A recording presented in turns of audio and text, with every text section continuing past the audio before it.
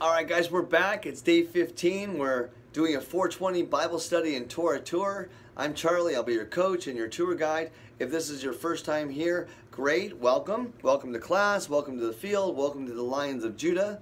And we're studying the fall today. We're going over Genesis 3 and the conversation between a he and a she. No form, no image, just voices talking to each other. And are we going to incline our heart to God first when we get questions? Or are we just going to respond because we think we know the answers? Well, it comes down to the thought and the process of thought and the process of anything.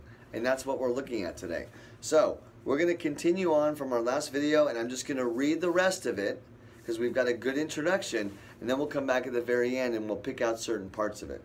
So I brought in a good guy again. Bob Marley's going to stay with us all day because he totally made it to heaven, and he is going to be honored today. Because Hashem made him sing about his love because he loved getting high. Something about the plant makes you think about outside things in your body. The flesh and the mind, the flesh and the spirit, are they both willing to do the same thing? This team is, and we're going to go win and practice and win and practice. We're going to practice in the wind.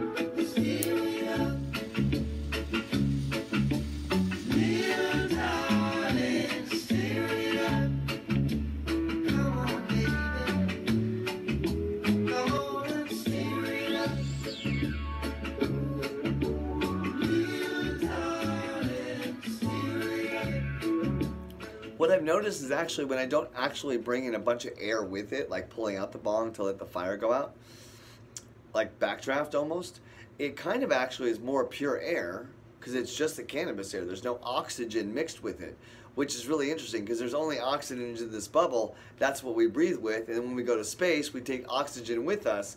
So at that point, the theory of different air quality and oxygen versus no oxygen trap, potentially, or small amounts, well, as we look at creating air, right?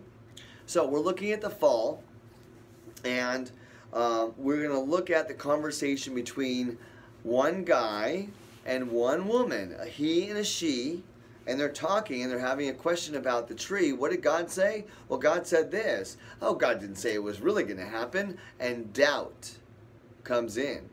The seed of doubt. The seed has been planted.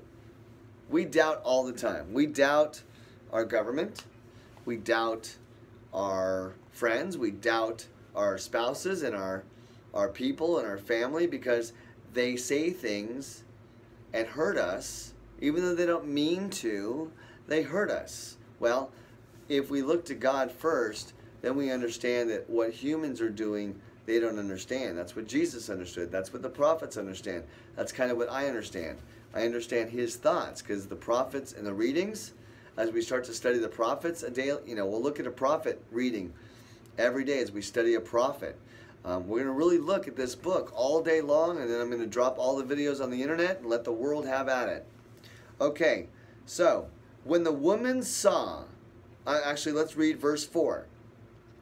You will not certainly die.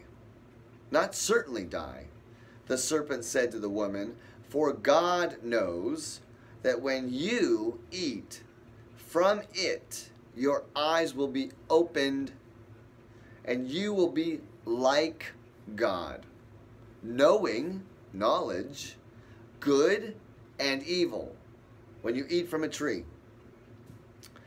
When the woman saw that the fruit of the tree was good for food, and pleasing to the eye, and also desirable for gaining wisdom.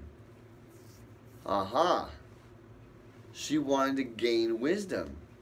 Because it says, for God knows that when you eat from the tree, your eyes will be open and you will be like God. Well, I want to be like God. Well, we can't just say, oh, I want to be like God. Jesus. It's kind of that same one word thing. It's got to actually sit and resonate.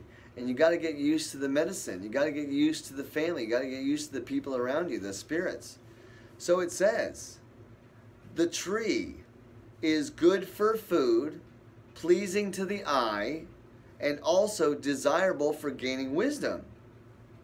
She took some of it and ate it. And he ate it.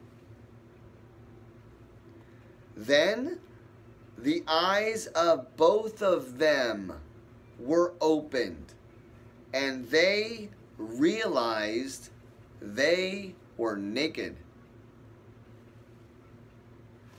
Well, their eyes were opened the entire time because they're having a three-way conversation, and they're talking about eating a tree, so they see everything in front of them.